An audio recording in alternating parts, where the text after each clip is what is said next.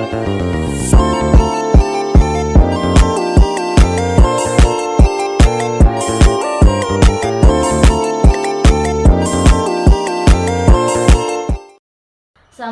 warahmatullahi wabarakatuh. Perkenalkan, nama saya Ervina Novita Dwi Anggraini dengan NIM 232103050073. Saya dari kelas PSI 3 dari Prodi Psikologi Islam dengan mata kuliah Psikologi Kepribadian.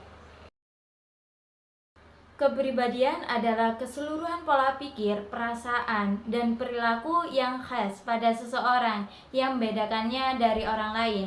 Kepribadian mencakup cara seseorang berinteraksi dengan dunia luar dan bagaimana mereka memandang diri mereka sendiri. Adapun beberapa faktor yang mempengaruhi perkembangan kepribadian diantaranya yaitu faktor genetik, yang mana faktor genetik ini mencakup sifat-sifat yang diwariskan dari orang tua kepada anak, seperti temperamen dasar dan kecenderungan biologis tertentu. Faktor lingkungan juga berperan penting, termasuk keluarga sebagai lingkungan pertama dan utama yang mempengaruhi perkembangan kepribadian anak, melalui pola asuh, hubungan antar anggota keluarga, dan nilai-nilai yang diajarkan.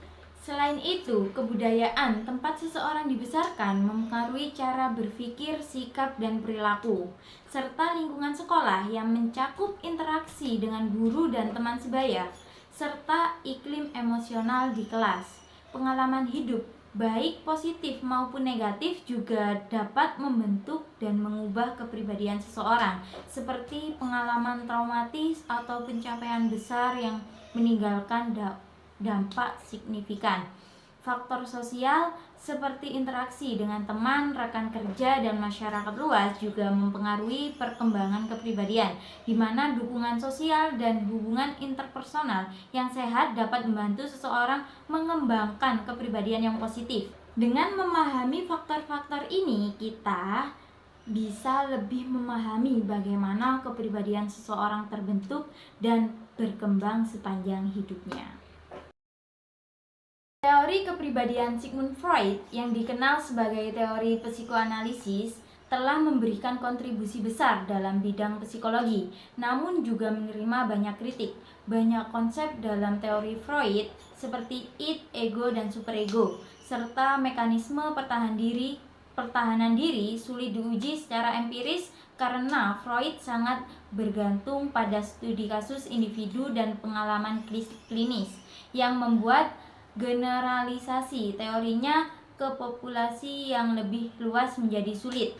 Selain itu, penekanan berlebihan pada dorongan seksual sebagai motivasi utama di balik banyak perilaku manusia dianggap terlalu menyederhanakan kompleksitas motivasi manusia dan mengabaikan faktor-faktor lain seperti budaya dan lingkungan. Teori Freud juga cenderung melihat perilaku manusia sebagai hasil dari konflik internal yang tidak disadari, yang berasal dari masa kanak-kanak, sehingga mengurangi tanggung jawab individu atas tindakan mereka dan terlalu menekankan pada masa lalu.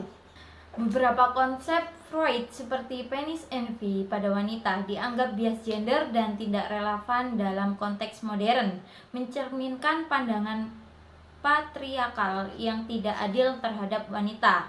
Teknik terapi Freud seperti analisis mimpi dan asosiasi bebas juga mendapat kritik karena kurangnya validitas ilmiah serta efisiensi waktu dan biaya. Meskipun demikian, teori Freud tetap menjadi dasar penting dalam psikologi dan telah memicu banyak penelitian dan perkembangan dalam bidang ini.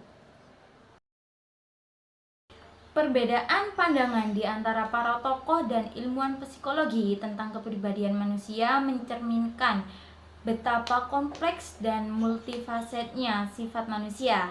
Setiap teori menawarkan perspektif yang unik dan berharga, yang membantu kita memahami berbagai dimensi dari perilaku dan karakteristik manusia. Menurut saya, perbedaan ini sangat penting karena tidak ada satu teori pun yang dapat sepenuhnya menjelaskan kepribadian manusia. Misalnya, teori Freud memberikan wawasan mendalam tentang pengaruh ketidaksadaran dan pengalaman masa kecil, tetapi mungkin kurang memperhatikan faktor-faktor sosial dan budaya yang lebih luas.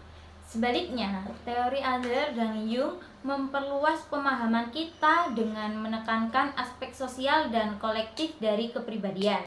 Pendekatan behaviorisme seperti yang diusung oleh Skinner sangat berguna dalam konteks pendidikan dan terapi perilaku karena fokusnya pada perilaku yang dapat diamati dan diukur.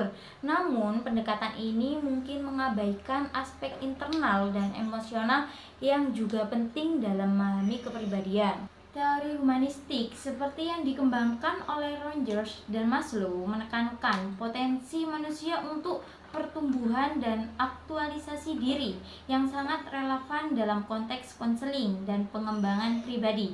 Namun teori ini mungkin dianggap terlalu idealis oleh beberapa orang yang lebih fokus pada realitas sehari-hari dan tantangan yang dihadapi individu. Secara keseluruhan, saya percaya bahwa menggabungkan berbagai perspektif ini dapat memberikan gambaran yang lebih komprehensif tentang kepribadian manusia. Setiap teori memiliki kekuatan dan kelemahannya sendiri, dan dengan memahami dan mengintegrasikan berbagai pandangan ini, kita dapat lebih baik dalam mendukung perkembangan dan kesejahteraan individu. Sekian pemaparan materi tentang kepribadian. Kurang lebihnya saya mohon maaf dan terima kasih. Wassalamualaikum warahmatullahi wabarakatuh.